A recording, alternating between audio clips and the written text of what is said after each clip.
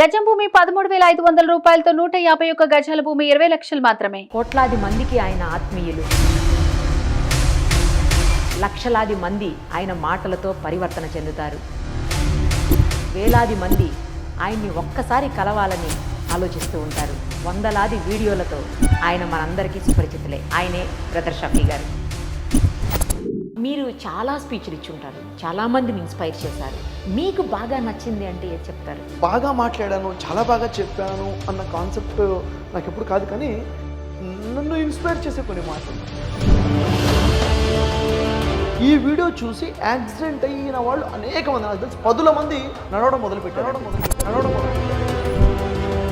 మాటలతోటి కొంతవరకు మారుతారు, కానీ పూర్తి చేంజ్ వస్తుందా అండి మనుషుల్లో? మనిషిలో మార్పు వచ్చేదే మాట ద్వారా. బలవంతంగా తీసుకొచ్చి కూర్చోబెట్టండి, అతనిలో మార్పు తేవాల్సిన బాధ్యత నాకు. సూసైడల్ టెండెన్సీలో ఉన్న వాళ్ళని కూడా మీరు చేంజ్ చేసి ఉంటారు. అలా మిమ్మల్ని బాగా ఇన్స్పైర్ చేసిన వ్యక్తి ఎవరైనా ఉన్నారా అండి? ఒక వ్యక్తి కాల్ చేశారు, ఏంటంటే చనిపోవాలని ఒక రూమ్లోకి వెళ్ళిపోయి డోర్ లోపల నుంచి లాక్ చేసుకొని బ్లేడ్ తీసుకొని అన్ని వెయిన్స్ అన్ని కట్ చేసేసుకున్నాడు. ఇక బ్లీడింగ్ అవుతుంది, ఇంకా చనిపోతాడు. ఇక ఒకటే తనకి చెప్పింది ఏంటంటే, లేదు నువ్వు బతకాలి, నీ సమస్యకి పరిష్కారం కాదు పరిష్కారాలు పరిష్కారాలు పరిష్కారాలు. వాళ్ళు ఏదో ఊహించుకొని వచ్చి మీ మోటివేషనల్ స్పీచ్ నచ్చక వెళ్ళిపోవడం కానీ ఇట్లాంటి ఏమైనా నెగిటివ్గా ఎప్పుడన్నా జరిగింది? అసలు మోటివేషన్తో జీవితాలు మారుతాయా? మాటలతో లైఫ్ మారిపోతుందా? నా సమస్యలు దూరం అయిపోతా, నాకు ₹1,00,00,000 సమస్య ఉంది, నువ్వు తీరుస్తావా?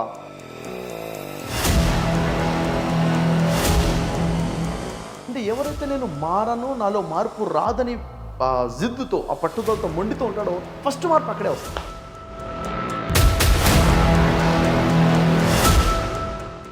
రావటం వరకే మీ బాధ్యత, మార్పు తేవడం నా రెస్పాన్సిబిలిటీ అని నేను మాటిస్తాను అందరికీ కూడా.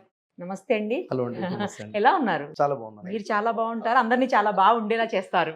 మీ మోటివేషన్ తోటి, అంటే మీరు ఇచ్చేటువంటి సందేశాలతోటి కులాలకి మతాలకి అతీతంగా మీకు అభిమానులు ఉన్నారు. అవునండి. గ్రేట్ అండి, really. Thank you madam. You blessed కదా. దేవుడి దేవల్ల అండి, ఖచ్చితంగా. ఏమనిపిస్తుంది ఇంతమందిని ఇన్స్పైర్ చేయగలుగుతున్నారు, ఇంతమంది మీ మాటల్ని ఫాలో అయ్యి చాలా మందిలో పరివర్తన? అవునండి. ఇవన్నీ చూస్తుంటే ఏమనిపిస్తుంది? ఏ పర్పస్ అయితే దేవుడు మనల్ని పుట్టించాడో ఆ పర్పస్ లో కొంచెం ఫుల్ఫిల్ చేస్తున్నాము అన్న ఫీల్ అయితే వస్తుంది. ఎందుకంటే ఈరోజు ఒక మనిషి తోడు అనేది లేకుండా పోయిందండి.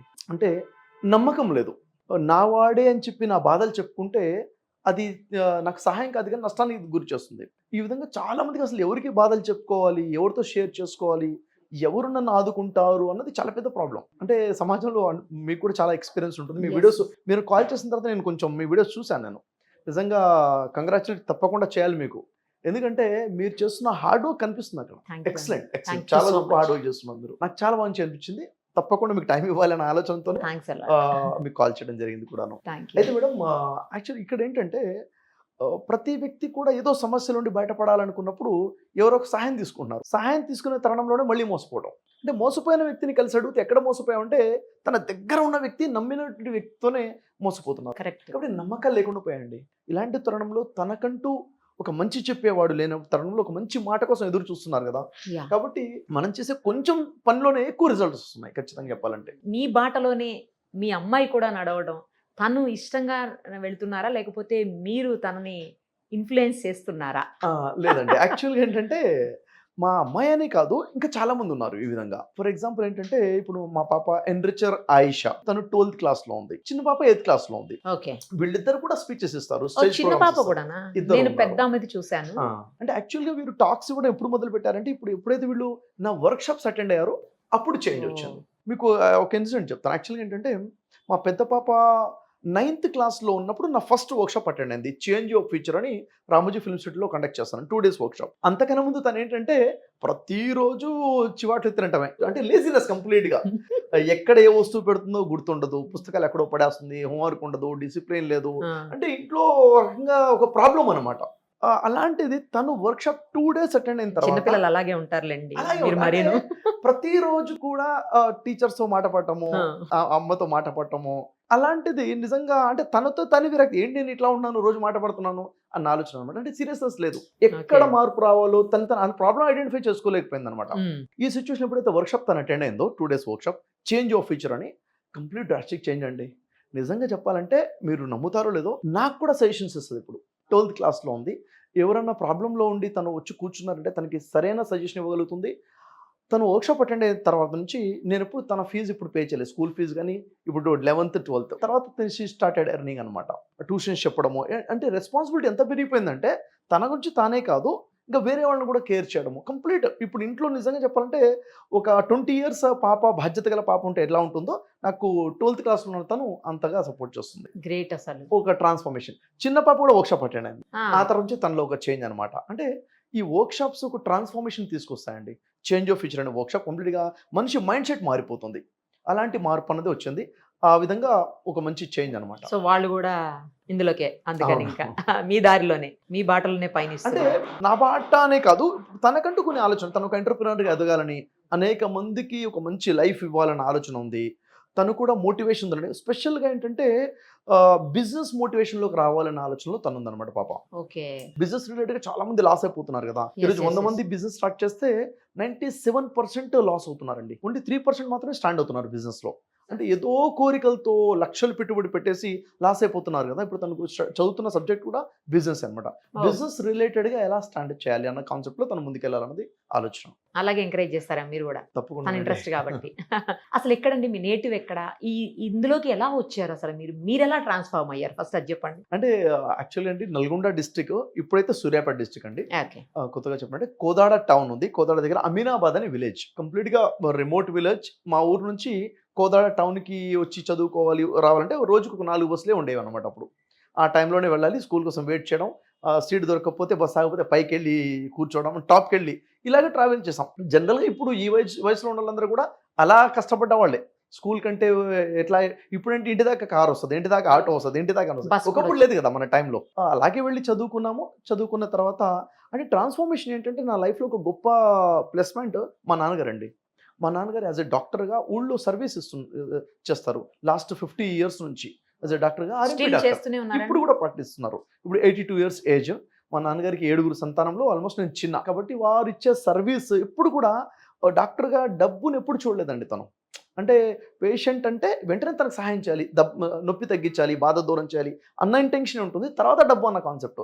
ఇది ఒక ట్రాన్స్ఫార్మేషన్. అంటే చిన్నప్పుడు అది ఒక బ్లెస్సింగ్, అమ్మ నాన్న నుంచి వచ్చినటువంటిది హెల్పింగ్ నేచర్ అన్నది. ఆ తర్వాత MSW అనే కోర్స్ చేయడం వల్ల, మాస్టర్స్ ఇన్ సోషల్ వర్క్ అని ఒక యూనిక్ కోర్స్ అండి. అది బహుశా మీకు తెలుసుంటుంది యూనివర్సిటీ నుంచి. ఆ కోర్స్ చేయడం వల్ల గొప్ప ట్రాన్స్ఫర్మేషన్ అండి. అంటే సొసైటీని స్టడీ చేయాలి, సమాజం గురించి ఆలోచించాలి. సోషల్ వర్క్ కదా కోర్స్.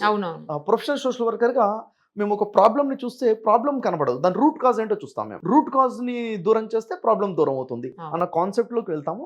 కాబట్టి నా స్పెషలైజేషన్ కూడా సైకాలజీ కాబట్టి ఆ విధంగా ట్రాన్స్ఫర్మేషన్ అన్నది జరిగింది. అదే కాన్సెప్ట్లో ముందుకు వర్క్ చేసుకుంటూ వస్తున్నాం. అంటే అలా చదివిన తర్వాత మీరు ఏ బిజినెస్లోకో లేకపోతే నాన్నగారి లాగా డాక్టర్గానో అట్లా వెళ్లకుండా కంప్లీట్గా మోటివేషనల్ సైడ్ ఎందుకు వచ్చారు? అంటే ఒక విషయం అండి ఇక్కడ. ఈ విషయం ఏంటంటే ఎప్పుడైతే నేను ఇంటర్మీడియట్ కంప్లీట్ చేశానో ఆ తర్వాత మా నాన్నగారు అంటే ఇక మెడికల్ ఫీల్డ్ ఇంట్రెస్ట్ కాబట్టి నువ్వు పాథలాజికల్ ల్యాబ్ టెక్నీషియన్గా నాకు ట్రైనింగ్ ఇచ్చారు.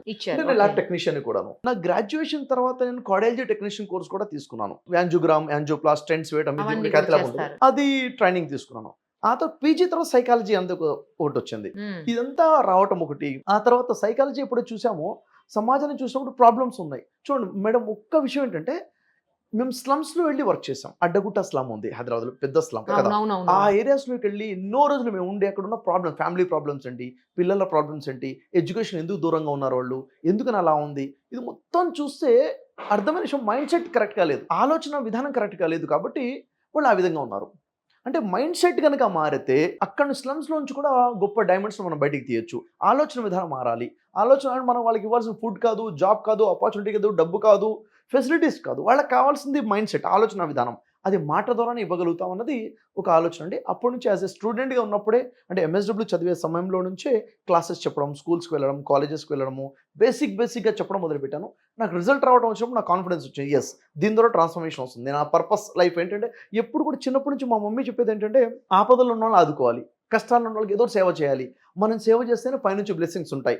అంటే చాలా రిలీజియస్గా చాలా ఎక్కువ ఉంటారు మమ్మీ. అంటే దేవుడు మన మీద బ్లెస్సింగ్స్ ఉంటేనే మన లైఫ్ బాగుంటుంది, దేవుడు బ్లెస్సింగ్స్ ఉండాలంటే ఒకే మార్గం ఏంటంటే వాళ్ళకి హెల్ప్ చేయాలి, ఇదే అనమాట. కాబట్టి ఆ కాన్సెప్ట్లో మనం ఒకరికి హెల్ప్ చేయాలనే కాన్సెప్ట్లోనే ఆ కోర్స్ ద్వారా ఈ విధంగా ఒక గొప్ప మంచి మార్గం దొరికింది. ఎన్ని స్పీచెస్ ఇచ్చి ఉంటారు ఇప్పటి వరకు, అసలు ఎన్ని స్టేజ్ షోలు ఇచ్చి ఉంటారు? అంటే చాలా ఇచ్చామండి. అంటే స్కూల్స్, కాలేజెస్, కార్పొరేట్ ఈవెంట్స్ కానివ్వండి, అన్ని కలిపి రియల్ ఎస్టేట్స్ కానివ్వండి, అంటే ఎగ్జాక్ట్ గా థౌజండ్స్ చెప్పలేదు, లో ఉంటాయి. మేబీ 1000 అబోవ్ ఈవెంట్స్ ఇచ్చి ఉంటాను. వీడియోసే 600 అబౌవ్ ఉన్నాయి మీవి. అంటే ప్రతి ఈవెంట్ కూడా నేను రిలీజ్ చేయము, పర్టికులర్ గా మెయిన్ కాన్సెప్ట్స్ మాత్రమే రిలీజ్ చేసే ప్రయత్నం చేస్తాం అన్నమాట. మిగతావన్నీ మీరు రికార్డ్ చేసి పెట్టుకుంటారా? డేటా ఉందండి. ఇప్పుడు నాకు కంప్లీట్ గా ఫుల్ లెంత్ వీడియోస్ నావి ఉన్నాయి. నాకు తెలిసి ఫుల్ లెంత్ వీడియోస్ చూడాలంటే దాదాపుగా ఒక 300 అవర్స్ కంటెంట్ ఉంది.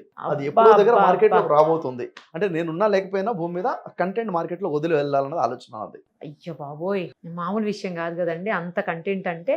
అసలు మీకు ఇప్పుడు ఒకసారి మాట్లాడిన దానికి ఇంకోసారి మాట్లాడిన దానికి అసలు సంబంధం ఉండదు, సబ్జెక్ట్ కి సంబంధం ఉండదు, వర్డ్స్ కి సంబంధం ఉండదు, సిచ్యుయేషన్ కి సంబంధం ఉండదు. అసలు ఎలా పాసిబుల్? మెయిన్ ఏంటంటే మేడం, రీసెర్చ్ అయితే చేస్తాము. అంటే ఇప్పుడు ఒక విషయం వినగానే విన్న విషయం నమ్మనండి మనం, అది ఎంతవరకు వాస్తవం. ఈరోజు ఏంటంటే విన్నది మొత్తం మనం ఫార్వర్డ్ చేస్తుంటాం. ఇప్పుడు కాదా, నేను ఇప్పటివరకు ఆ దేవుడి వల్ల ఏదైనా విషయం చెప్పి సారీ చెప్పాల్సిన పరిస్థితి రాలేదండి. ఒక విషయం చెప్పిన తర్వాత నేను కరెక్షన్ చేసుకోవాల్సిన పరిస్థితి కూడా రాలేదు. ఎందుకంటే చెప్పే ముందే నేను అనాలిసిస్ చేసుకొని రీచెక్ చేసుకున్న తర్వాతే మాత్రమే నేను మాట్లాడతాను. నేను మాట్లాడాలంటే దేవుడి వల్ల ఇప్పటివరకు, అంటే నేను మైక్ ముందు, కెమెరా ముందు మాట్లాడడం మొదలుపెట్టి ఆల్మోస్ట్ ఒక 15 years అనుకోండి. ఎప్పుడు కూడా నా మాట మళ్ళీ ఇది కాదు, సారీ అని చెప్పాల్సిన సిచ్యువేషన్ రాలేదు. ఆ విధంగా రీసెర్చ్ చేస్తాను కాబట్టి అథెంటిక్ గా మాట్లాడే అవకాశం ఉంటుంది ఎక్కువగా. మీరు చాలా స్పీచ్లు ఇచ్చి ఉంటారు, చాలా మందిని ఇన్స్పైర్ చేశారు.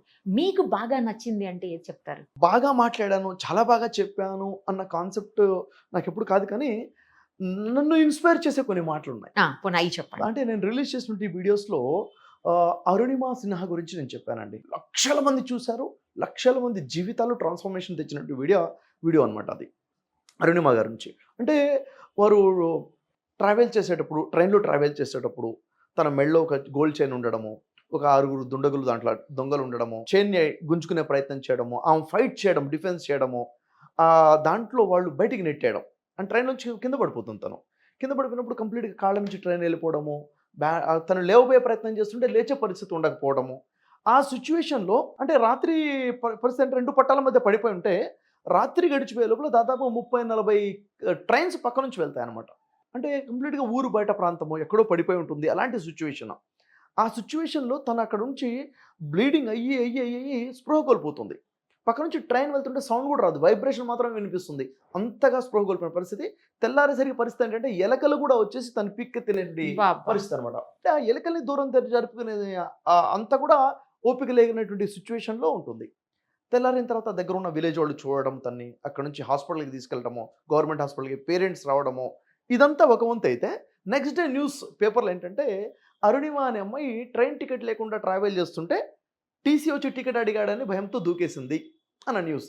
అది వాళ్ళకి ఇంకా పెద్ద బాధ. ఎందుకంటే ఇదేంటి ఇంత పెద్ద బ్లేమ్ వచ్చేస్తుంది అంటే తెలిసిన వాళ్ళకి తెలిసిపోతుంది కదా నెగిటివిటీ. కాదు అని వీళ్ళు చెప్పే ప్రయత్నం చేస్తారు. అరిన వాళ్ళ పేరెంట్స్ చెప్తారు, మీడియా పట్టించుకోదు. అక్కడ ఆమె చెప్తుంది పట్టించుకోరు. సిచ్యువేషన్ ఎన్నో ఆపరేషన్స్ అవుతాయి. అప్పుడు ఆ బెడ్ నుంచి తను డిసిషన్ తీసుకుంటుంది. ఏంటిది అంటే మేము చెప్పినా వీళ్ళు వినట్లేదు. ఇన్సిడెంట్ జరిగింది నా లైఫ్లో, నేను చెప్పినా వీళ్ళు పట్టించుకోవట్లేదు. వాళ్ళు రాయాల్సినవి రాసిన అంటే అరుణిమ అనే అమ్మాయి సూసైడ్ చేసుకునే ప్రయత్నం చేసిందని ఒక పేపర్లో, రకరకాల న్యూస్లో వచ్చేసరికి లేదు ఇలా కాదు, మా మాట వీళ్ళకి వినిపించట్లేదు, ఎందుకంటే మేమున్న స్థాయి నేను మార్చుకుని నా గురించి చెప్పాలి అని ఆ బెడ్ నుంచి డిసిషన్ తీసుకుని నేను ఎవరెస్ట్ ఎక్కాలని చెప్పేసి ఎవరెస్ట్ ఎక్కుతాను. ఎవరెస్ట్ ఎక్కి అక్కడ నుంచి నా గురించి నేను వాస్తవం రియాలిటీ చెప్తానని చెప్పేసి ఆ తర్వాత కొన్ని డేస్ హాస్పిటల్లో ఉండి డిశ్చార్జ్ ఇంటికి వెళ్ళే సమయంలో ఇంటికి వెళ్ళకుండా అప్పటికే ఎవరెస్ట్ ఎక్కినంటి ఒక లేడీ ఉంటారు అక్కడ తన దగ్గరికి వెళ్తారు. వెళ్ళి అక్కడికి వీల్చైర్లోనే వెళ్ళింది కూడా చెప్తారు, నా గోల్ ఇది, నేను ఇలా అనుకున్నాను. అప్పుడు తను అంటారు, అమ్మా ఈ పరిస్థితుల్లో నువ్వు ఎవరెస్ట్ ఎక్కాలని నువ్వు అనుకుంటున్నావు అంటే నువ్వు ఎక్కేసావు. ఈ పరిస్థితుల్లో వీల్చైర్లో ఎవరెస్ట్ ఎక్కే ఆలోచన చేసుకున్నావు అంటే ఏంటిది, నీ మైండ్ సెట్ని బట్టి నువ్వు ఎక్కేసినట్టే డేట్ మాత్రమే ప్రపంచానికి తెలియాలి అని చెప్పడం జరిగింది. ఆ తర్వాత నుంచి అరుణిమ నెమ్మదిగా లేచే ప్రయత్నం, నిలబడే ప్రయత్నం, ప్రాక్టీస్ చేయడము. ఎర్లీ మార్నింగ్ 3-4కే అక్కడికి వెళ్ళి ప్రాక్టీస్ చేయడం. ఆమెతో కూడా చాలా మంది ఉండేవాళ్ళు ప్రాక్టీస్ చేసేవాళ్ళు. వాళ్ళు గంటలో పరిగెత్తేది ఒక 5-6 గంటలు పట్టేది అనమాట. 10 నిమిషాలు వెళ్ళేది ఒక 2 hours పట్టేది. నడుస్తుంటే కాళ్ళ నుంచి బ్లీడింగ్ వచ్చేది. అంటే ఆర్టిఫిషియల్ ఫ్రూట్స్ పెట్టుకుని ప్రయత్నం చేసే సిచ్యువేషన్లో బ్లడ్ వస్తున్నా కానీ ఎంతో ఓపిక చేసుకుని స్ట్రగుల్ చేసుకొని చివరికి తను ట్రైన్ పట్టాల మీద ఉన్న సిచ్యువేషన్కి 2 yearsలోనే 2 years కూడా కంప్లీట్ అవ్వకముందు ఎవరెస్ట్ మీద ఉంటుంది తను. అంటే ఇది ప్రాక్టికల్గా పాసిబుల్ ఇది. అంటే మైండ్ సెట్ స్ట్రాంగ్గా ఉంటే, వికలాంగత అనేది శరీరానికి కాదు, మానసిక వికలాంగత అంటాం. అందుకే మానసికంగా స్ట్రెంగ్త్ ఉంటే ఎంతనా చేయొచ్చు. ఈ వీడియో చూసి యాక్సిడెంట్ అయిన వాళ్ళు అనేక మంది, నాకు తెలిసి 10ల మంది నడవడం మొదలు పెట్టారండి. బా. నాకు స్వయంగా కలిసి ఇద్దరు చెప్పిన విషయం ఏంటంటే, ఏదో సందర్భంలో ఎక్కడో నేను వెళ్ళినప్పుడు అక్కడ కలిసి, సార్ మా బాబు యాక్సిడెంట్ ఇలా పడిపోయినాడు, నడుము దెబ్బతలింది, డాక్టర్ గారు 4 months బెడ్ రెస్ట్ అని చెప్పారు, కానీ 25th డే నుంచి నడవడం మొదలు పెట్టాడు సార్. ఈ వీడియో ఒక 100 సార్లు చూశాడని చూపించారు. అంటే ఇలాంటి కొన్ని వీడియోస్ ఉన్నాయి. ఎక్సలెంట్ అండి. విల్మా రుడాల్ఫ్ గురించి నేను చెప్పాను, దశరథ్ మాంజీ గురించి. ఈ 3 వీడియోస్ నాకు చాలా ఇన్స్పైర్ చేస్తాయి. నాకు నేను చూసుకుంటుంటాను అనమాట. మీ వీడియోస్ చూసి మీరు కూడా ఇన్స్పైర్ అవుతుంటారా ఒకసారి? ఖచ్చితంగా అండి. అంటే ప్రతి మనిషికి మోటివేషన్ కావాలి. Yeah, exactly. నేనైనా మనము ఏదో టైంలో లో అయిపోతాం, సిచ్యువేషన్ వస్తుంది. అది ఫైనాన్షియల్ కావచ్చు, ఫ్యామిలీ ఇష్యూస్ కావచ్చు, సోషల్ ఇష్యూస్ కావచ్చు, మనం అనుకున్న టార్గెట్స్ రీచ్ అవ్వకపోవడం కావచ్చు, ఏదో సిచ్యువేషన్ లో మనిషి లో అవుతాడు. ఎంత పర్సెంటేజ్ అవుతాడో అన్నది వేరు. ఒకటి నార్మల్ లైఫ్ లీడ్ చేసేటప్పుడు కూడా ఎంత వేగంగా పరిగెత్తాలి అంత వేగంగా పరిగెత్తడం కూడా మానేస్తాం మనం. మనకు అర్థం కూడా కదా అంత వేగంగా తగ్గించేసామని. ఎప్పుడైతే కొన్ని వీడియోస్ చూస్తామో, ఎస్ లేదు నా స్పీడ్ పెంచాలి, అంటే ఉన్న జీవితం అయిపోతుంది, ఇంకా చేయాల్సింది చాలా ఉంది అన్న ఆలోచనతో మనకి బూస్టింగ్ వస్తుంది. ఒక వీడియో ఉంది నాది, భారతీయుడు అనే ఒక వీడియో ఉంది. నాకు తెలుసు అది నేను ఎన్నిసార్లు చూసాను, అసలు నేను ఏడుస్తానండి. నాకే లోపల నుంచి ఏడుపు వచ్చేస్తుంది. భారతీయుడు అనే ఒక వీడియో ఉంటుంది, ఒక 5 minutes వీడియో. అది ఇప్పుడు గుర్తు చేసుకున్నా నాకు ఆ ఫీల్ వచ్చేస్తుంది. అది యాక్చువల్గా నేను కోరుకునేది ఏంటంటే, తెలుగు మాట్లాడే ప్రతి మనిషి కూడా ఆ వీడియో కనీసం 100 సార్లు చూడాలి. అప్పుడు సమాజం ఇలా ఉండదు, కంప్లీట్గా మారిపోతుంది. అంటే నా మనసులో ఉన్న ఫీలింగ్స్ ఆ వీడియోలో నేను చెప్పడం జరిగింది. భారతీయుడని వీలుంటే ఎప్పుడన్నా చూడండి. చూడండి, తప్పకుండా చూస్తాను డెఫినెట్గా. అసలు కానీ మాటలతోటి కొంతవరకు మారుతారు, కానీ పూర్తి చేంజ్ వస్తుందా అండి మనుషుల్లో? అంటే నాకు చిన్న డౌట్. మనిషిలో మార్పు వచ్చేదే మాట ద్వారా. ఉదాహరణ చూడండి మేడం, మనం ఒక చెప్తే మోటివేషన్ అవ్వచ్చు, మోటివేషన్ నిలబడదు. ఆ మోటివేషన్ కొంతకాలం వరకు, కొన్ని రోజుల వరకు మాత్రమే ఉంటుంది. ట్రాన్స్ఫార్మేషన్ అనేది ఏదైతే ఉందో అది నిలబడుతుంది. ఆ ట్రాన్స్ఫార్మేషన్ కూడా ఎక్కడి నుంచి రావాలి? అదొక మాట ద్వారానే రావాలి. యాక్చువల్లీ మేడం, నేను ఫస్ట్ మోటివేషన్ వీడియోస్ రిలీజ్ చేస్తూ వచ్చినప్పుడు నేను ఫేస్ చేసిన, చదువుతున్న కామెంట్స్ ఏంటంటే, మీ వీడియో చూసి చాలా మోటివేట్ అవుతున్నాను, కానీ ఒక 2 రోజుల తర్వాత నార్మల్ అయిపోతున్నాను. ఈ కామెంట్స్ చాలా చూశాను. అంటే ఇది పరిష్కారం కాదన్న విషయం నాకు అర్థమైంది. ఇంకేం చేయాలి? ఇది కాదు, ఎస్ అని చెప్పేసి నేను కొన్ని కంటెంట్స్ తయారు చేసి 11 ఆన్లైన్ వర్క్షాప్స్ ప్లాన్ చేస్తాను. నేను ఈ ఆన్లైన్ వర్క్షాప్ లో ఒక మాట 5 నిమిషాలు 3 నిమిషాలు కాదు, ఒక pattern, wave of pattern plan చేశాను. అక్కడ ట్రాన్స్ఫర్మేషన్ కనబడింది. ఇది కాదు, ఇది కూడా ఇంపాక్ట్ చూపించట్లేదని ఆఫ్లైన్ వర్క్షాప్ ప్లాన్ చేశాను. 2 days change of feature workshop ఉంటుందండి. ఆ వర్క్షాప్ గురించి నేను చెప్పేది ఏంటంటే, ఏ వ్యక్తి అయినా బలవంతంగా తీసుకొచ్చి కూర్చోబెట్టండి, అతనిలో మార్పు తేవాల్సిన బాధ్యత నాది. ఇప్పటి వరకు దాదాపుగా కంప్లీట్ ఎన్రిచర్స్ అంటే వర్క్షాప్ అటెండ్ అయిన వాళ్ళని ఎన్రిచర్స్ అంటాను. 600 మంది ఎన్రిచర్స్ ఉన్నారు. నిజంగా వాళ్ళు సమాజానికి ఒక బలం. ఈ రోజు ఎన్రిచర్ వల్ల ఎప్పుడు సమాజానికి నష్టం జరగదు, లాభమే జరుగుతుంది. అలాంటి మైండ్ సెట్ తీసుకుని వెళ్తారు వీళ్ళు, వాళ్ళని నిలబెట్టుకుంటారు. కాబట్టి ఈ వర్క్షాప్ లో ట్రాన్స్ఫర్మేషన్ వస్తుంది. మీ వర్క్షాప్స్ లో రిపీటెడ్ ఉంటారా అండి, లేకపోతే కొత్త వాళ్ళే వస్తుంటారు? ఎప్పటికప్పుడు వస్తారు. అంటే చేంజ్ ఆఫ్ ఫీచర్ వర్క్షాప్ వచ్చిన వాళ్ళు మళ్ళీ లీడర్షిప్ వర్క్షాప్కి వస్తారు, బిజినెస్ వర్క్షాప్కి వస్తారు, effective public speaking workshops 4 workshops ఉన్నాయి. ఆఫ్లైన్ వర్క్షాప్స్ ఒక్కసారికి వచ్చారు అంటే ఖచ్చితంగా అన్ని రిపీట్ చేస్తారు. ఎవ్రీ మంత్ ఒక వర్క్షాప్ ఉంటుంది. ఇక్కడే ఉంటుందండి, హైదరాబాద్ లోనే రామోజీ ఫిల్మ్ సిటీలో కండక్ట్ చేస్తాను. ఇక్కడే ఏపీ తెలంగాణ నుంచి డిఫరెంట్ డిస్ట్రిక్ట్స్ నుంచి వస్తారు. కానీ ఆశ్చర్యం ఏంటంటే, డబ్బున్న ఎవరు రారండి, డబ్బు లేక అప్పు చేసి వస్తారు. నేను క్లాస్లో అడుగుతాను, ఎంతమంది అప్పు చేసి వచ్చారని. ఫస్ట్ డైలాగ్ ఇదే ఉంటుంది. ఆల్మోస్ట్ 70% అయినా కానీ హ్యాండ్ రైజ్ చేస్తారు, సార్ మేము అప్పు చేసుకొని వచ్చామండి, డబ్బులు అడుక్కొని వచ్చామని. అంటే ఆ పెయిన్ ఉంటుంది సార్. అంటే దాంట్లో నేను 50 మెంబర్స్ అని తీసుకుంటాను. ఆ 50 మెంబర్స్లో ఈజీగా 3 to 5 మెంబర్స్ అయినా కానీ సూసైడ్ చేసుకొని చచ్చిపోవాలని నిర్ణయం తీసుకుని చివరి ఛాన్స్గా వర్క్షాప్కి వచ్చేవాళ్ళు కూడా ఉంటారు. కాబట్టి ఆ పెయిన్ నుంచే గెయిన్ అనేది వస్తుంది అక్కడ. నేను విన్నానండి ఇదే మాట. చాలా మంది ఇంకా అసలు ఇది లాస్ట్ మినిట్, ఇక లైఫ్కి ఇదే లాస్ట్ అని అనుకున్న వాళ్ళని కూడా ట్రాన్స్ఫార్మ్ చేయగలిగిన కెపాసిటీ బ్రదర్ షఫీ గారికి ఉంది అని చాలా మంది అంటుంటే విన్నాను నేను. ఏ సిచ్యుయేషన్స్ వాళ్ళని ఆ పరిస్థితిలోకి నెడుతున్నాయండి మీరు అబ్జర్వేషన్లో? అంటే హోప్లెస్నెస్ అండి, నిరాశావాదం. నాకు ఇక దారి లేదు, నన్ను ఆదుకునేవాడు లేడు, నా సమస్యకి పరిష్కారం లేదు. ఇక్కడికి వచ్చిన తర్వాత వాళ్ళు చచ్చిపోవడం తప్ప వేరే లేదు. అంటే నేను ఫేస్ చేయలేను, వ్యక్తుల్ని ఫేస్ చేయలేను, టైంని ఫేస్ చేయలేను, ఇక నేను ముఖం చూపించుకోలేను, అంతా లాస్ అయిపోయాను, ఇంకా ఏ హోప్ లేదు అన్నప్పుడు వాళ్ళు చచ్చిపోవాలని నిర్ణయం తీసుకుంటారు. కానీ ఆశ్చర్యం ఏంటంటే, అప్పుడు కూడా నిరాశలో కూడా చిన్న ఆశ ఉంటుంది వాళ్ళకి బతకాలని. దాన్ని మనం లేపగలగాలి. ఇప్పుడు మాకు మిషన్ నేను సైతం సమాజం కోసం డైలీ 100 above కాల్స్ వస్తాయండి. అన్ని కౌన్సిలింగ్ కాల్స్. వాళ్ళు ఎవరో ఎక్కడుంటారో ఏమీ తెలియదు. ఒక ఆశతో ఫోన్ చేస్తారు. వాళ్ళు ఏదో బాధలు చెప్పుకుంటారు. భర్తతో ప్రాబ్లం, వైఫ్తో ప్రాబ్లం, పిల్లలతో ప్రాబ్లం, ఫైనాన్షియల్ ప్రాబ్లమ్స్ అని రకరకాల కన్ఫ్యూజన్స్లో కాల్ చేస్తారు. డైలీ కాల్ సూసైడ్ కాల్స్ ఉంటాయి. అంటే ఒక మాట చెప్పండి, చనిపోవాలనుకున్న తర్వాత ఫోన్ ఎందుకు చేయాలి మరి? కదా ఎక్కడో చిన్న ఆశ ఉంది. Correct అంటే గా నా మాట చెప్పారు. వినేవాడు ఎవడో ఉన్నాడు, నా మాటను అర్థం చేసుకునేవాడు ఉన్నాడు, నాకు సమాధానం చెప్పే ఉంది అన్న ఒక హోప్తో ఫోన్ చేస్తానండి. కంప్లీట్గా సూసైడ్ కాల్స్ ఇంకా అటెంప్ట్ చేసే సిచ్యువేషన్ ఉందంటే డైరెక్ట్ నాకు డైవర్ట్ చేస్తారు కాల్స్. అప్పుడు నేను టేకప్ చేస్తాను కాల్స్. ఆ టైంలో నేను మాట్లాడతాను. ఎక్కువసేపు మాట్లాడాల్సిన అవసరం లేదు. 2 to 5 minutes మాట్లాడితే సరిపోతుంది. చాలు అవునులేండి. సరిపోతుంది. గంటలు కౌన్సిలింగ్ చేయాల్సిన అవసరం లేదు. మనిషి బయటపడాలనుకున్న వ్యక్తికి గడ్డిపోచ కూడా చాలు కదా. కానీ కనపడాలి అది. కనబడాలి. మునిగిపోతున్నాడు, గడ్డిపోచ కనపడ్డా దాన్ని పట్టుకునే ప్రయత్నం చేస్తాడు. ఆ కనపడి నీకేం కాదు, నీకు సమస్య పరిష్కారం ఉంది, ఇప్పుడు నిన్ను నువ్వు కాపాడుకో అన్న ఒక మాట కోసం ఎదురు చూస్తారు అంతే. నన్ను ఎవడన్నా చెప్పాలి, నాకు ఎవడన్నా చెప్పాలి బతుకు అని చెప్పి అన్న ఆలోచన ఎదురు చూస్తుంటారు. ఇప్పుడు ఆ నమ్మకం మనం సంపాదించుకున్నాం. చాలా చాలా సంతోషం ఉంటుంది. సూపర్. అసలు చాలా మంది మీరు మాట్లాడుంటారు, ఇలా మీరు అన్నట్లు ఇందాక సూసైడల్ టెండెన్సీలో ఉన్న వాళ్ళని కూడా మీరు చేంజ్ చేసి ఉంటారు. అలా మిమ్మల్ని బాగా ఇన్స్పైర్ చేసిన వ్యక్తి ఎవరైనా ఉన్నారా అండి అట్లాంటి ఇష్యూస్లో? ఉన్నారు. నేను వాళ్ళని కలవలేదు, వాళ్ళు ఎక్కడున్నారో తెలియదు. ఉన్నాయి, కేసెస్ ఉన్నాయి. అంటే ఒక వ్యక్తి కాల్ చేశారు ఏంటంటే, చనిపోవాలని ఒక రూమ్లోకి వెళ్ళిపోయి డోర్ లోపల నుంచి లాక్ చేసుకొని బ్లేడ్ తీసుకొని అన్ని వెయిన్స్ అన్ని కట్ చేసేసుకున్నాడు. ఇక బ్లీడింగ్ అవుతుంది, ఇంకా చనిపోతాడు. ఇక ఆ సిచ్యువేషన్లో ఫోన్ తీసుకొని ఫోన్ చేశాడు. అది ఆశ్చర్యం నిజంగా. మీరు గుర్తుకొచ్చారు చూడండి ఆ టైంలో. తనకు కాల్ చేయాలనిపించింది. కాల్ అంటే మళ్ళీ భయం కదా, చనిపోతున్న భయం, బతకాలని ఆశ. తనే డోర్ లాక్ చేసుకున్నాడు, తనే పడిపోయాడు. అక్కడ సిచ్యువేషన్ నుంచి కాల్ చేసినప్పుడు అది కాల్ నాకు డైవర్ట్ అయింది. ఇంకా తను ఎవరు కాపాడతారు అక్కడ? లోపల నుంచి లాక్ చేసుకున్నప్పుడు లోపలికి ఎవరు వెళ్ళలేరు. అప్పుడు ఒకటే తనకి చెప్పింది ఏంటంటే, లేదు నువ్వు బతకాలి, నీ సమస్యకి పరిష్కారం కాదు పరిష్కారాలు ఉన్నాయి, కాకపోతే ఇప్పుడు మాత్రం నిన్ను నువ్వే కాపాడుకోవాలి, ఇంకెవరు కాపాడరు, నిన్ను నువ్వు కాపాడుకో, ఫస్ట్ లే, డోర్ ఓపెన్ చేసి బయటకు వచ్చి. తను బయటకు వచ్చాడు, సేవ్ అయ్యాడు. తర్వాత ఇప్పుడు కలవటం జరగలేదు, అదొకటి. ఇంకో వ్యక్తి ఏంటంటే ఇలాగే చనిపోవాలని చెప్పేసి పాయిజన్ తీసుకొని చనిపోవాలి, లవ్ ఫెయిల్యూర్. ఆ అమ్మాయి కోసము పేరెంట్స్కి దూరం అయిపోయాడు. ఈ అమ్మాయి మోసం చేసింది. ఇంకా ఫైనల్గా ఎందుకు బతకాలో ఇంకా ముఖం చుంచుకోవడం, ఇంట్లో నుంచి బయటకు వచ్చేసాడు. ఇంకా చనిపోవాలంటే చనిపోతుంటే ఎవరైనా కాపాడతారేమన్న భయంతో బతకొద్దని చెప్పి ఊరు నుంచి బయటికి వెళ్ళిపోయి పాయిజన్ తీసుకొని, అంటే ఎవరు కనపడండి ప్లేస్లో వెళ్ళి పాయిజన్ తాగేశాడు అనమాట. అక్కడ నుంచి కాల్ చేశాడు. మళ్ళీ ఎందుకు కాల్ చేశాడు, ఎందుకు మీరు ఎందుకు గుర్తుకొచ్చారు ఆ టైంలో? దేవుడు కాపాడాలనుకున్నాడు అంతే, మీ ద్వారా. ఇంకా తనకు కూడా తనే హాస్పిటల్కి వెళ్ళే విధంగా చేశాం. ఎంతో మందిని, కొన్ని వేలాది మందిని, లక్షలాది మందిని మోటివేట్ చేస్తున్నారు. వాళ్ళు అసలు ఏమిచ్చి మీరు రుణం తీర్చుకోవాలి? అయ్యో, విషయం ఏంటంటే మేడం, ఇది నా రెస్పాన్సిబిలిటీ నేను అనుకోవడం. రుణం తీర్చుకోవడం అనేది ఏం లేదు. కాకపోతే ప్రతి ఒక్కళ్ళు కూడా ఫస్ట్ వాళ్ళ చుట్టూ ఉన్న 10 మందికి సాయం చేయడమే కావాల్సింది. అదే రుణం తీర్చుకోవడం. ఖచ్చితంగా అదే. అందుకే కదా మన మిషన్ కూడా, మిషన్ నేను సైతం సమాజం కోసం. ప్రతి వ్యక్తి ఆలోచన విధానము ఇలా మారాలి, నేను సైతం నా సమాజం కోసం అని. సమాజానికి ఎదురు చేయాలి. ఇంకా సమాజం అంటే ఏంటి, అదో పెద్ద ప్రశ్న. సమాజం అంటే ఎక్కడో లేదు, మన ఇంటి చుట్టుపక్కల ఉన్న వాళ్ళే, ఆ నలుగురు మనమే, మన ఇంట్లో ఉన్న వాళ్ళే. అంటే ఇంటి నుంచే మనం స్టార్ట్ చేసుకుని చుట్టుపక్కల ఉన్న మన కాలనీ మనం చూసుకున్నా సరిపోతుంది. దానికోసం మనం ఏదైనా చేయాలి, పాజిటివ్గా ఆలోచించాలి, మాట్లాడాలి, ఏదో చేయగలగాలి మనం. అంటే ఎప్పుడైతే మనం ఏదో మంచి చేయాలన్న ఆలోచన ఉంటుందో చెడైతే చేయం. కరెక్ట్. అక్కడ నుంచి స్టార్ట్ అయిపోతుంది బెనిఫిట్ అనేది. నేను సైతం ప్రపంచాగ్నికి సమిధనొక్కటి ఆహుతిచ్చాను. శ్రీశ్రీ గారి ఆ వర్డ్ లైన్స్ ని మీరు స్టార్టింగ్ మీ దానికి తీసుకు, చాలా బలమైన వర్డ్ అండి అది.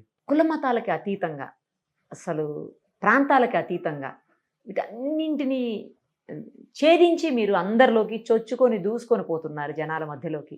యాక్చువల్గా ఏంటంటే మేడం, మతం, కులము ఇవన్నీ కూడా మనం పెట్టుకున్నవే.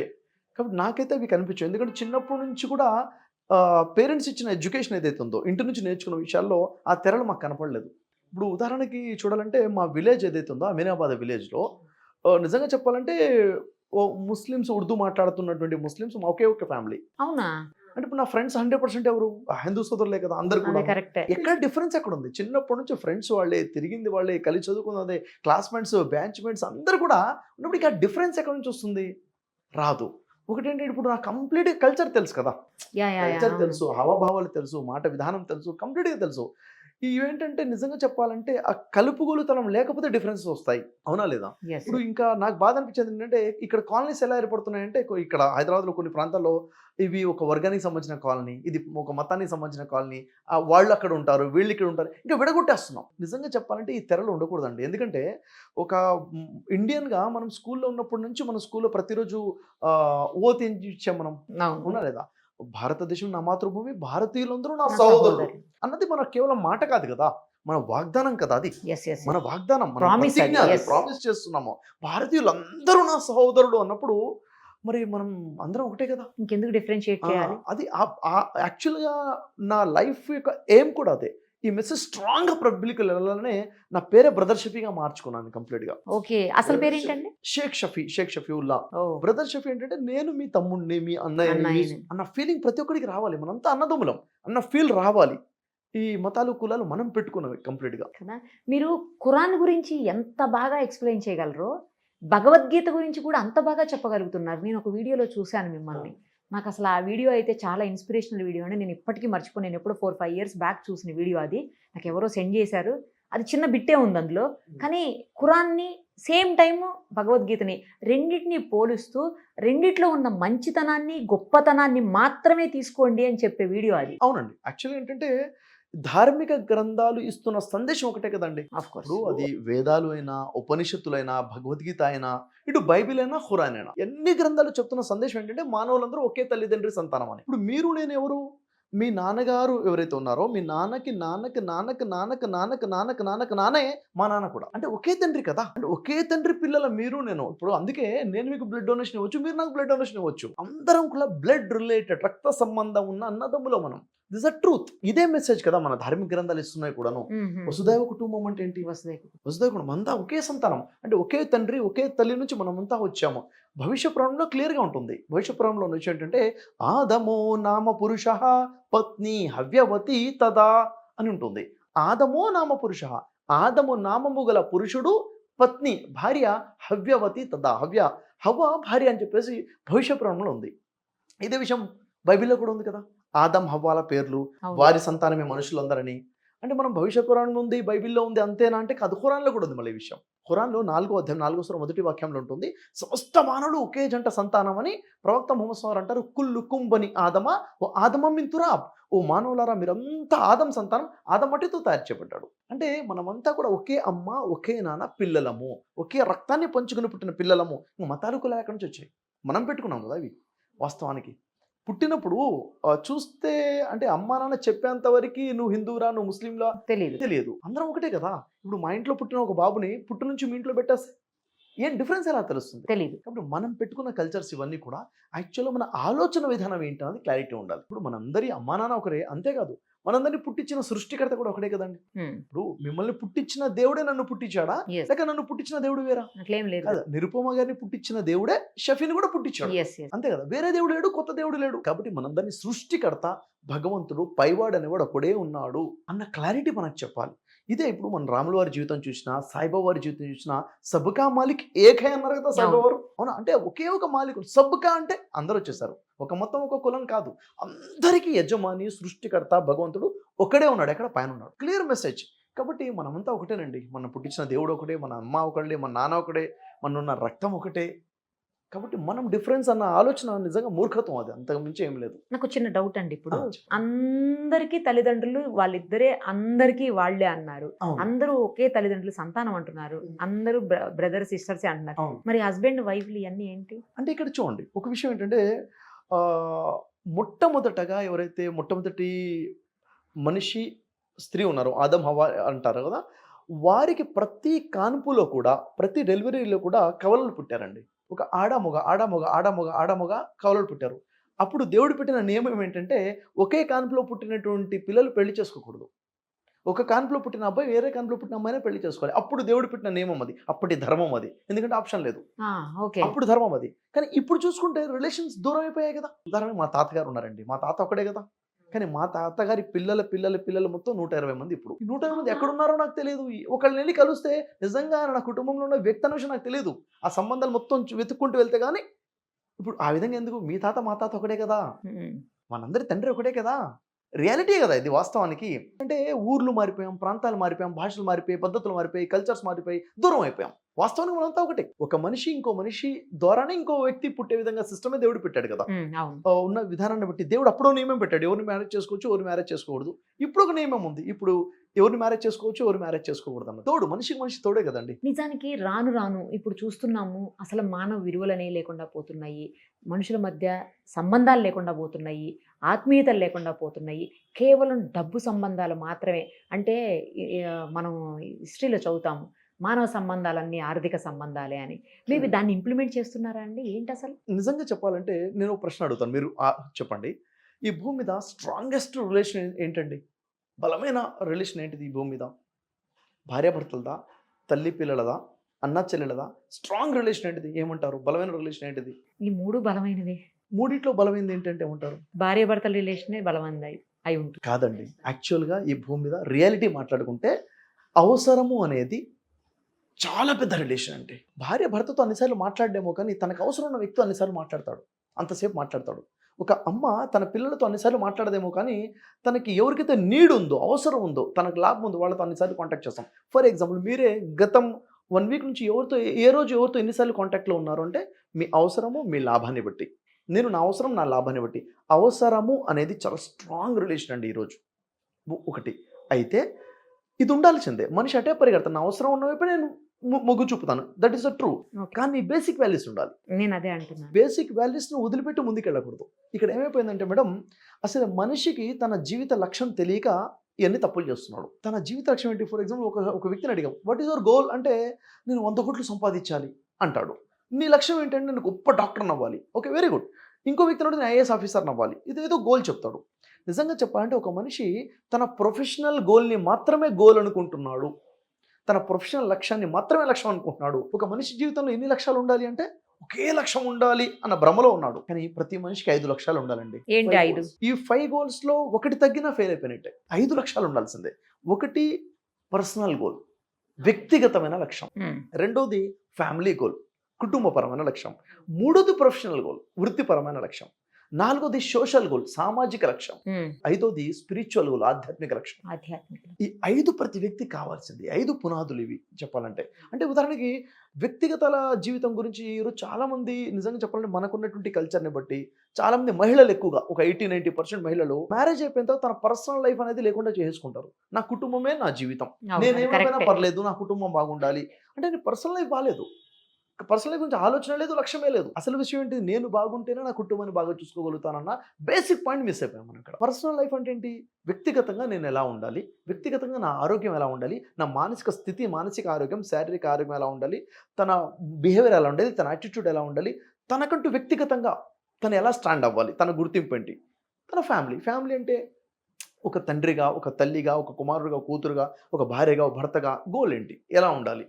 ప్రొఫెషనల్ గోల్, మనం ప్రొఫెషనల్గా ఏం సాధించాలనుకుంటున్నాము. తర్వాత సోషల్ గోల్, దీన్ని వదిలేసాం.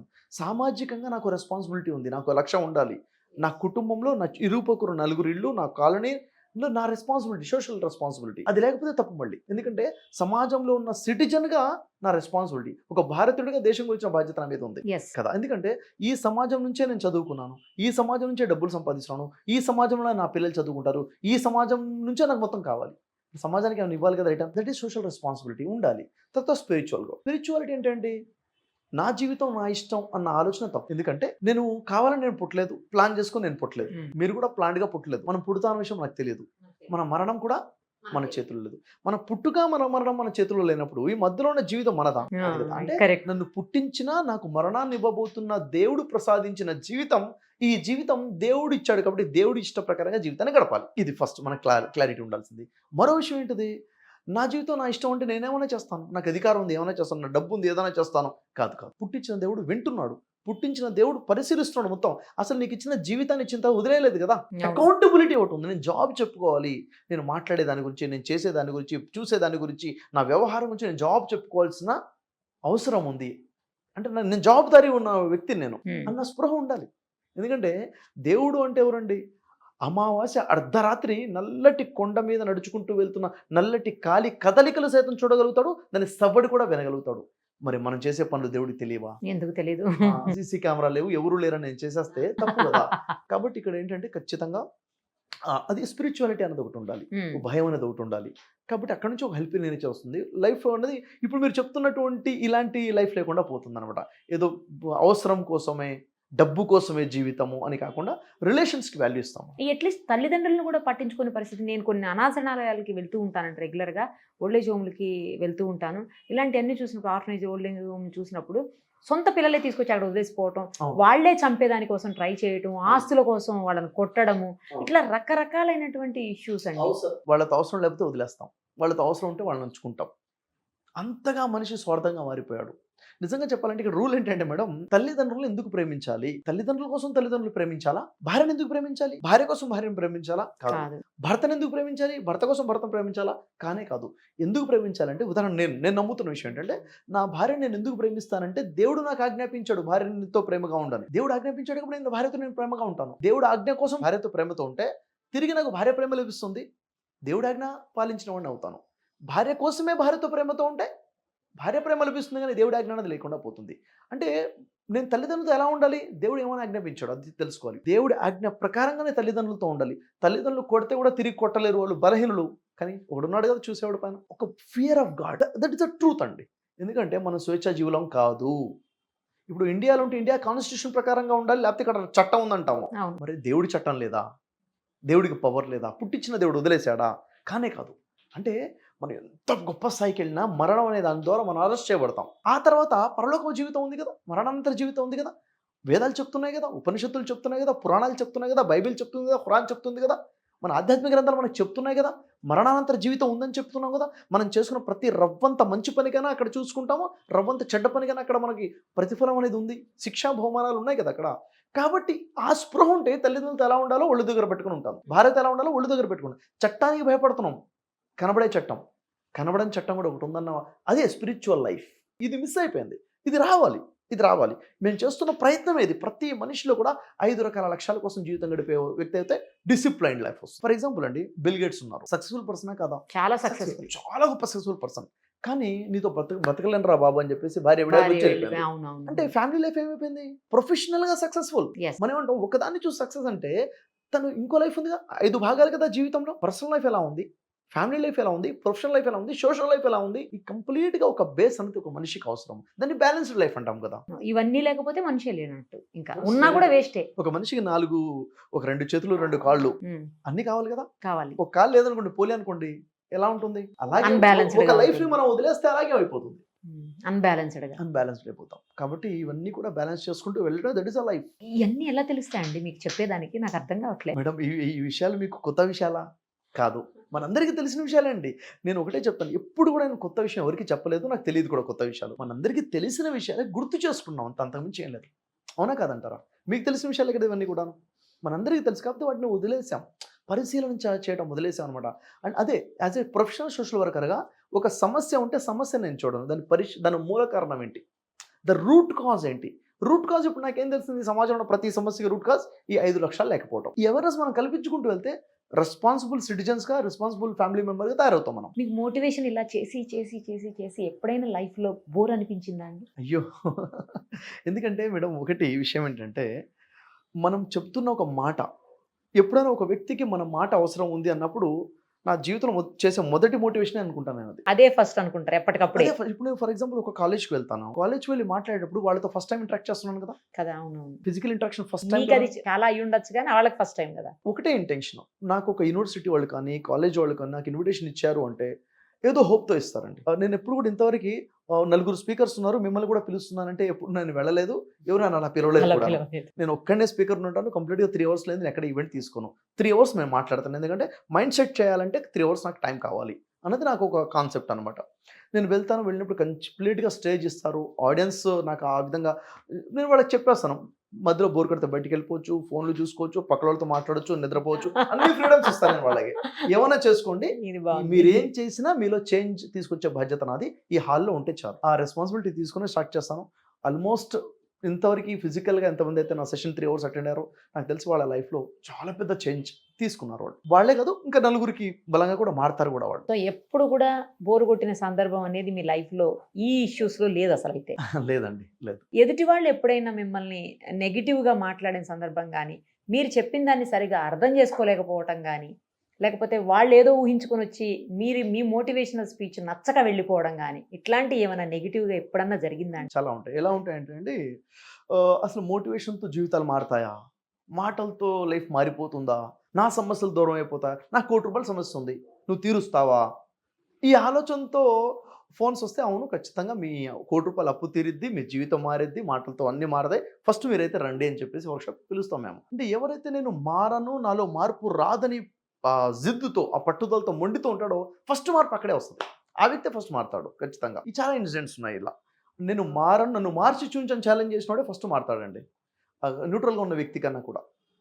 అందుకే నేను ఏమంటాను, వర్క్షాప్ గురించి నేను ప్రోమో రిలీజ్ చేసినప్పుడు రావటం వరకే మీ బాధ్యత, మార్పు తేవడం నా రెస్పాన్సిబిలిటీ అని నేను మాటిస్తాను అందరికీ, డైరెక్ట్ గా చెప్పేసి గ్యారెంటీ చెప్తాను. ఎందుకంటే మేడం, ప్రతి వ్యక్తి మనిషే, అవును. మంచిగా ఉండాలనే కోరుకుంటాడు, తన లైఫ్ బాగుండాలనే కోరుకుంటాడు, తన నాశనం అయిపోవాలని ఎవ్వడు అనుకోడు. కాకపోతే ఒకటి మాట వినాలనుకోడు. మనం ఏమంటామంటే, నువ్వు ఎవడి మాట వినాల్సిన అవసరం లేదు, నీ మాట నువ్వు వింటే చాలని చెప్పేసి తనలో ఒక ట్యూనింగ్ వచ్చే విధంగా చేస్తాం, అంతే, అంతేమించి ఏం లేదు. ప్రతి వ్యక్తి మంచోడేనండి భూమి మీద, ప్రతి వ్యక్తి చెడ్డోడే. పరిస్థితులు మారిపోతే అతన్ని మంచిగా ఉంచుకోవడమే మనకు కావాల్సింది. ఇప్పుడు ఒక మనిషి ఎవరైనా పదే పదే కౌన్సిలింగ్ చేయాల్సిన పరిస్థితులు ఎప్పుడైనా వచ్చాయా అండి? లేదు, అవసరం లేదండి. అసలు ఒక వ్యక్తిని మాటి కౌన్సిలింగ్ చేయాల్సిన అవసరం ఉండదు. మాటి మనం కౌన్సిలింగ్ చేస్తున్నామంటే మనం చేస్తుంది కౌన్సిలింగ్ కాదని. మనము ఇప్పుడు ఎన్రిచర్స్ ఎవరైతే నా వర్క్షాప్కి వస్తారు కదా, 25,000 30,000 కంటే వస్తారు 2 రోజుల కోసం. వచ్చిన తర్వాత 2 రోజులు మేము 36 గంటలు ఉంటుంది వర్క్షాప్ మాది. 36 గంటల వర్క్షాప్ తర్వాత సార్ మీ నెంబర్ అని అడుగుతారు. నేను ఇవ్వను. అంటే నాతో పాటు ఉన్న వాళ్ళకి నా నెంబర్ ఇవ్వను నేను.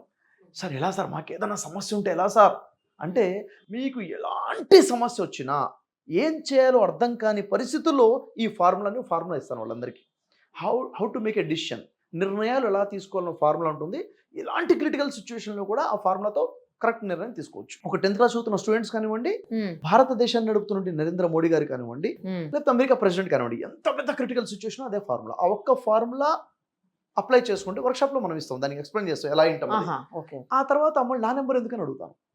సార్ ఇప్పుడు నా అవసరం, నా నెంబర్ నీ దగ్గర ఉంటే నీకు సమస్య వస్తే నేను గుర్తొస్తాను, ఫార్ములా మర్చిపోతావు. కాబట్టి ఫార్ములా నువ్వు వాడటమే కదా, 100 మందికి వాడే విధంగా చెయ్యి అని చెప్పేసి వదులుతాం. అవసరం లేదు. ఇంకా ఆ తర్వాత ఎవరు కూడా నా దగ్గర గెట్ బ్యాక్ అవసరం పరిస్థితులు రావు.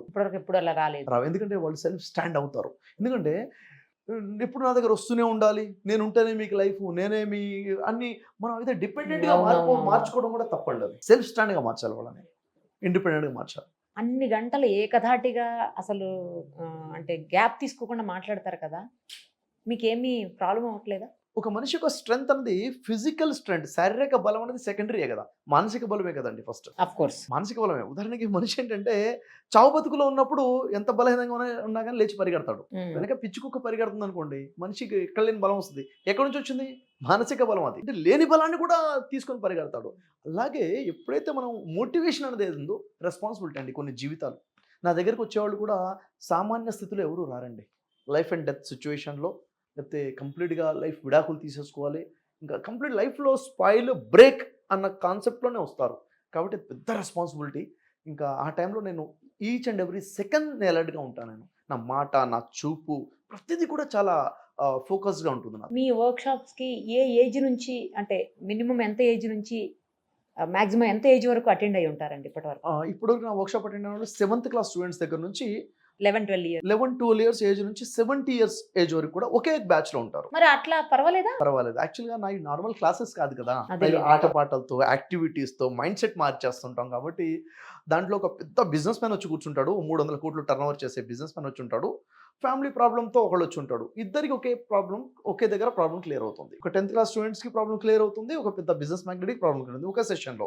ఎందుకంటే మనం ఇచ్చే ఫార్ములా వాళ్ళు వాళ్ళ తగ్గట్టుగా అప్లై చేసుకుంటారు. అంటే వీళ్ళ ప్రాబ్లం వేరు, వాళ్ళ ప్రాబ్లం వేరు యాక్చువల్గా అయితే.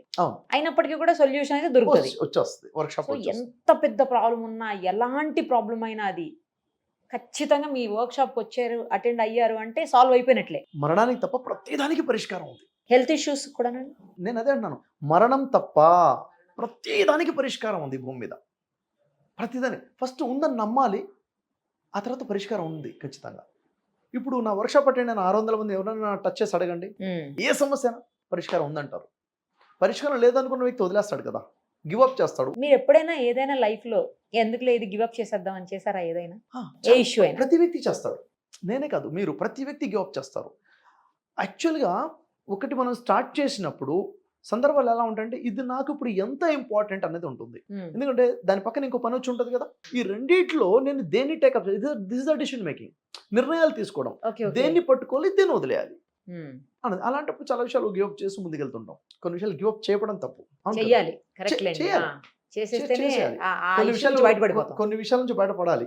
ఉదాహరణకు చూడండి, మన సొసైటీలో ఆల్మోస్ట్ నాకు తెలిసి ఒక 80% గతంలో జీవిస్తున్నారు. నాకు అప్పుడు అలా అవ్వకపోతే బాగుండేది, అతను అలా చేసేసాడు, ఆమె అలా అయిపోయింది, అప్పుడు నేను లాస్ అయిపోయాను. ఆ గతంలోనే 80% మంది జీవితం గడిపేస్తున్నారు. మిగిలిన 20% మంది ఎక్కడ జీవితం గడుపుతున్నారంటే ఒక 19% భవిష్యత్తులో జీవితం గడుపుతున్నారు, కలలు. ఎవరో ఒకళ్ళు ఉన్నారు ప్రజెంట్లో ఉన్నవాళ్ళు. అంతేనా? అంతే. ఎట్లా అంటే మరి ఎట్లా అర్థమవుతుంది? ఇప్పుడు అందరూ అలాగే ఉన్నప్పుడు ఎలా మరి? అదేనండి.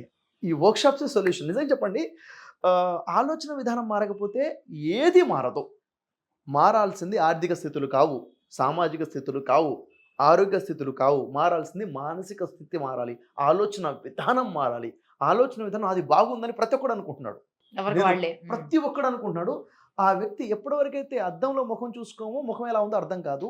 నేను చెప్తున్నాను కదా, ఎంతోమంది చేంజ్ ఆఫ్ ఫ్యూచర్ వర్క్షాప్కి వచ్చిన తర్వాత ఇన్ని తప్పులు చేశాను నా జీవితంలో, అంటే నా ఆలోచన ఇంత రాంగ్ రూట్లో ఉందా అని రియలైజ్ అయిన వాళ్ళు ఉన్నారు. ప్రతి వ్యక్తి ఎందుకంటే మనం తెలియక చాలా తప్పులు చేస్తూ ఉంటాం. అందుకే మన లైఫ్ ఇలా ఉంది. మనం కోరుకునే లైఫ్ వేరు, ఉన్న లైఫ్ వేరు. Yes. కోరుకునే లైఫ్ ఎందుకు లేదు? మన ఆలోచన విధానం తప్పు. ఎక్కడ తప్పు ఉంది మనకు తెలుస్తుంది. మీ వాయిస్ కూడా మీకు ప్లస్ అండి తెలుసా? రియల్లీ. అంటే నేను నార్మల్గా మాట్లాడితే ఒకలాగా మాట్లాడతాను, ఆన్ స్టేజ్ ఇంకోలా మాట్లాడతాను. అవును, ఆన్ స్టేజ్ వేరే మాడ్యులేషన్ అనేది అది మారిపోతుంది. బ్లెస్సింగ్. మీకు చిన్నప్పుడు నుంచి ఉన్న టీచర్స్, లెక్చరర్స్ ఎవరైనా టచ్ లో ఉన్నారా అండి ఇప్పుడు? ఉన్నారండి. యాక్చువల్గా నాకు దేవుడు ఇచ్చిన అతి పెద్ద బ్లెస్సింగ్ ఏంటంటే పల్లెటూరులో పుట్టడం, పల్లెటూరులో పెరగడమే. ఎందుకంటే తారా స్థాయికి వెళ్ళినటువంటి వ్యక్తులు ఎక్కువ మంది 90% విలేజ్ నుంచి వచ్చిన వాళ్ళు ఉంటారు. దాదాపుగా పల్లెటూరు బ్యాక్గ్రౌండ్ నుంచి వచ్చిన వాళ్ళే ఆ బేస్ అనేది స్ట్రాంగ్గా ఉంటుంది అని నేను నమ్ముతాను. అది వాస్తవానికి. అంటే సిటీలో ఉన్న వాళ్ళకి ఉండదని నేను చెప్పట్లేదు, మళ్ళీ అది వేరే విషయం. వీళ్ళు చాలా స్ట్రాంగ్గా నేను ఇప్పటివరకు మనం చూసాను, చాలా ఎగ్జాంపుల్స్ ఉన్నాయి. ఎగ్జాంపుల్స్ ఎన్నో చెప్పొచ్చు. అక్కడ ఉన్నాం కాబట్టి మాకు చదువులు చెప్పిన ఉపాధ్యాయులు కూడా మా ఊళ్ళో ఉన్నవాళ్ళు, పొరుగురులో ఉన్నవారు, టౌన్లో ఉన్నవాళ్ళే కాబట్టి అక్కడికి వెళ్ళినప్పుడు కలుస్తుంటారు ఖచ్చితంగా టీచర్స్. చాలా హ్యాపీగా ఫీల్ అవుతారు. ఇప్పుడు దాంట్లో కొంతమంది గవర్నమెంట్ టీచర్స్ ఉన్నారు. అరే మా విద్యార్థులంతా నీ ఫాలోవర్సే అని చెప్తుంటారు. ఇంకా మా కొంతమంది ఫ్రెండ్స్ ఉన్నారంటే నా క్లాస్మేట్స్ 10th క్లాస్లో కానీ, ఇంటర్లో కానీ, డిగ్రీలో ఉన్న క్లాస్మేట్స్ కొంతమంది ఉన్నారు. వాళ్ళు ఇప్పుడు కొన్ని స్కూల్స్లలో లెక్చరర్స్, కొన్ని స్కూల్స్ ప్రిన్సిపల్స్, కాలేజ్ లెక్చరర్స్ కొంతమంది ఉన్నారు. కొన్ని సందర్భాల్లో వాళ్ళు ఫోన్ చేసి అరే నువ్వు చెప్పురా మన క్లాస్మేట్సా కదా చెప్పు అంటారు. ఎందుకు? బ్రదర్ షఫీ మా క్లాస్మేట్స్, మేము ఫ్రెండ్స్ అని చెప్తే వాళ్ళ స్టూడెంట్స్ నమ్మరు. బ్రదర్ షఫీ గారు మీ ఫ్రెండ్ ఏంటి అని. మా మహేష్ బాబు కూడా మా ఫ్రెండ్ ఏంటి అంటారట వాళ్ళు రివర్స్ లో. అలాంటి సందర్భాల్లో 2 సిచ్యువేషన్స్ ఫోన్ చేసి నాతో మాట్లాడి ప్రూఫ్ ఇచ్చుకున్నారు. ఓకే, ఓన్లీ మన దగ్గరేనా అండి? మీరు ఇండియాలో కూడా ఇస్తారా, లేకపోతే వేరే కంట్రీస్ లో కూడా ఇస్తారా? విన్నాను నేను వేరే దేశాల్లో కూడా. అంటే తెలుగు మాట్లాడే ప్రజలు ఎక్కడైతే ఉన్నారో, అంటే ఇప్పుడు ఫర్ ఎగ్జాంపుల్ నా ఫాలోవర్స్ కూడా 63 కంట్రీస్ నుంచి ఉన్నారండి. తెలుగు భాషనే. తెలుగు భాషనే అంటే ఇన్ని దేశాల్లో తెలుగు భాష మాట్లాడే వాళ్ళు వ్యాపించున్నారు. అక్కడ నుంచి వాళ్ళు మోటివేషన్ కోసం ఇక్కడ నుంచి లాభాన్ని పొందుతున్నారు. మీ తెలుగు కూడా చాలా మంచి ఫ్లూయెన్సీ ఉన్న తెలుగు అండి. ఒక ముస్లిం అని అనుకోరు మీ లాంగ్వేజ్, ఆ ఫ్లూయెన్సీ తెలుగు చూస్తే. గ్రేట్ అండి. మీలాంటి వాళ్ళతో నాకు కాస్త టైము దొరికింది. Thank you so much. మీరు చాలామంది ఇలాగే మోటివేట్ చేస్తూ ఎంతోమంది లైఫ్ని సేవ్ చేయాలి, అలాగే ట్రాన్స్ఫార్మ్ చేయాలి. మెయిన్లీ ట్రాన్స్ఫర్మేషన్ అలా మనస్ఫూర్తిగా కోరుకుంటూ మరొకసారి అవకాశం ఇవ్వాలని ఇప్పుడే మిమ్మల్ని కమిట్ చేయిస్తూ. తప్పకుండా అండి, ఖచ్చితంగా. థ్యాంక్ యూ అండి. మంచి ప్లాట్ఫామ్ సుమన్ టీవీ కూడాను. Yes. నాకు తెలిసి తెలుగు ప్రపంచంలో ఒక మంచి ఇంపాక్ట్ ఉన్నటువంటి ఛానల్ సుమన్ టీవీ. ఎగ్జాక్ట్లీ. చాలా మంచి ప్రోగ్రామ్స్ కూడా చేస్తున్నారు. తప్పకుండా చేద్దామండి. థ్యాంక్ యూ అండి. Thank you so much. Thank you much Nirupam గారు. Thank you.